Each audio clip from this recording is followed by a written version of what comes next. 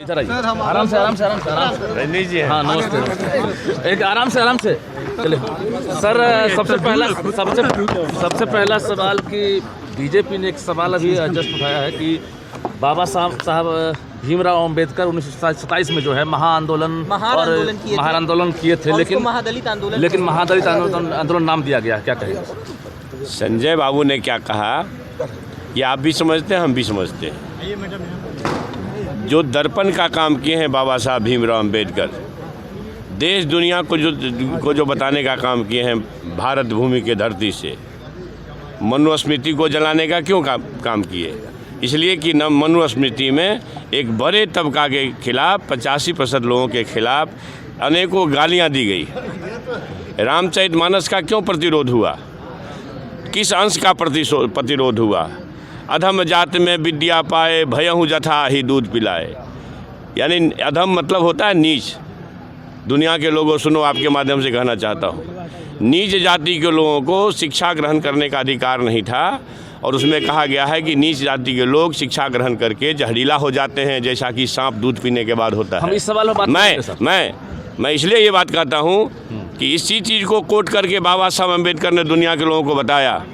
ये जो ग्रंथ हैं नफरत को बोने वाले, एक युग में मनुस्मृति, दूसरे युग में रामचरितमानस और तीसरे युग में गुरु गोवलकर का बंच ऑफ थॉट, ये दुनिया को नफरत, हमारे देश को, समाज को नफरत में बांटती है। नफरत देश को महान नहीं बनाएगा। जब भी कभी महान बनाएगा तो मोहब्बत ही बनाएगा। 1927 में महान आंदोलन किए थे या फिर महादलित आंदोलन किए थे बाबा साहब अम्बेडकर, ये बता दें। मैं ये कह रहा हूँ कि उन्होंने महान आंदोलन किया था, और महान आंदोलन का सीधा मतलब होता है कि समाज के ऐसे तबके जो हजारों वर्षों से, सदियों से पीछे बैठाए गए हैं, उनके सम्मान में मजबूत कंधे आए और मानव मूल्यों के रक्षा में खड़े हों। बिहार की 8वीं के जो टेक्स्ट बुक है उसमें लिखा हुआ है महादलित आंदोलन किए थे बाबा साहब अम्बेडकर। बीजेपी ने साफ तौर सवाल उठाया है।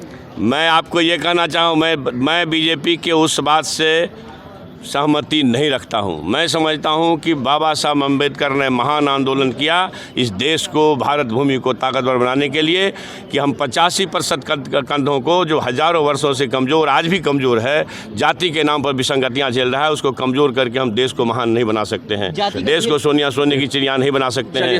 देश को विश्वगुरु नहीं बना सकते हैं। और अब मैं आपके सुगम जानकारी लिए बता दूँ कि देश कभी भी विश्वगुरु था, सोने की चिड़िया थी, तो वो उस समय अहिंसा के पुजारी